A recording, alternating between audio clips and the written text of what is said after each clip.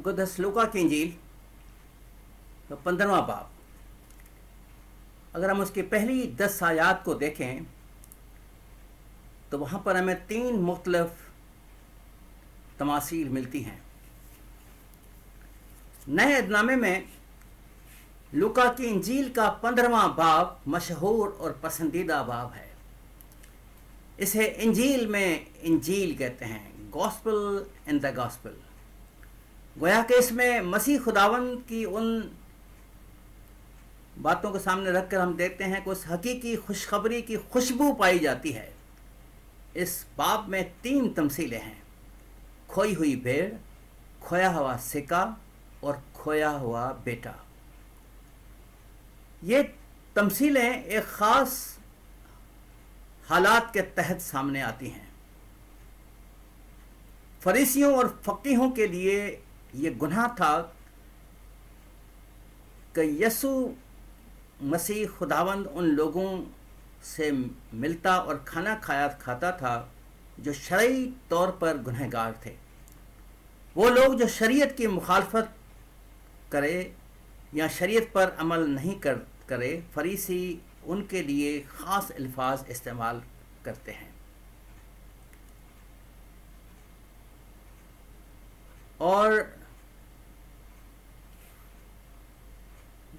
फरीसी उनके बारे में कहते थे कि ये ज़मीन के लोग हैं, they are the people of the land. और फरीसी अपने दरमियान, अपने और उन लोगों के दरमियान में एक मुकम्मल दीवार हायल रखते थे। वो कहते थे कि उनके साथ बेटी का ब्याह कराना, उसे हुदूद से बाहर निकालना, और ऐसा था जैसे कोई शेर के आगे बेटी को डालते और वो बेबस हो। फरीसी कानून में था कि ऐसे लोगों से पैसे की लेन देन न करो, उससे कोई गवाही न लो, उस पर एतमाद न करो, न कोई राज उसे दो,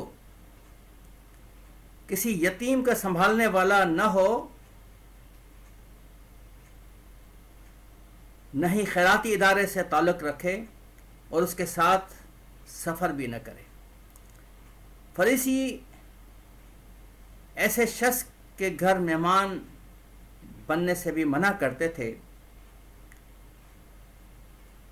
और न ही कोई शख्स किसी फरीसी का मेहमान बन सकता था, न उनके साथ कोई कारोबार करे, यानी कि ऐसे लोगों के साथ हर लिहाज से ताल्लुकदारी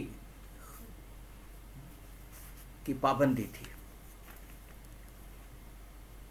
इसीलिए यकीन तौर पर उन्हें अजीब लगता था कि यसु मसीह यहूदी होने के नाते किस तरह से उन लोगों से मिलता जुलता है। इस लूका की इंजील हम पढ़ते हैं कि सब महसूल देने वाले और गुनहगार उसके पास आते थे ताकि उसकी बातें सुने, और फरीसी और फ़कीह बड़बड़ा कर कहने लगे कि ये आदमी तो गुनहगारों से मिलता और उनके साथ खाना खाता है। हम इन तमसीलों को और अच्छी तरह समझ सकेंगे अगर हम एक कट्टर यहूदी के ये अल्फाज भी समझ जाएं। वो कहता है यहूदी, कट्टर यहूदी, कि आसमान पर खुशी एक गुनहगार के तौबा करने से नहीं होती, बल्कि आसमान पर खुशी उस वक्त होती है जब एक गुनहगार को खुदा के सामने से, खुदा की हुजूरी से दूर किया जाए या उसे खारिज किया जाए। वो जालिमाना और दिलों की सख्ती की वजह से गुनहगारों की बहाली नहीं, तबाही के लिए कोशान थे। इन हालात में मसीह खुदावंद ने खोई हुई भेड़ और चरवाहे की खुशी की तमसील को बयान किया। यहूदिया में चरवाहों का काम बहुत ही मुश्किल और ख़तरनाक था। चरागाहें महदूद और कम थीं। मरकज़ी हमवार सतह सिर्फ चंद मील की थी और ये ज़्यादा इतनी चौड़ी भी नहीं थी। फिर नोकीली चट्टानों की उतराई और ख़तरनाक रेतीली ज़मीन थी, और भेड़ों को रोकने के लिए कोई दीवारें या रुकावटें भी नहीं थीं, इसलिए भेड़ें भटक जाती और गुम हो जाती थीं। चरवाहा बिज़ाते खुद शख्सी तौर पर भेड़ों के लिए ज़िम्मेदार था, और अगर कोई भेड़ गुम हो जाए तो चरवाहा कम से कम उसकी खाल ही ले आएगा ताकि दिखा सके कि वो किस तरह से हिलाक हुई। ये चरवाहे उन रास्तों से अच्छी तरह से वाकिफ़ थे और भटकी हुई भेड़ के निशानात पर मीलों जा सकते थे। शायद ही कोई ऐसा चरवाहा हो जो अपनी खोई हुई भेड़ के लिए अपनी ज़िंदगी को ख़तरे में न डाले। अक्सर भेड़ खाने मुश्तरका थे, शख्सी नहीं थे, बल्कि गांव के भेड़ खाने मुश्तरका होते थे। 2 या 3 चरवाहे उसके निगहबान होते।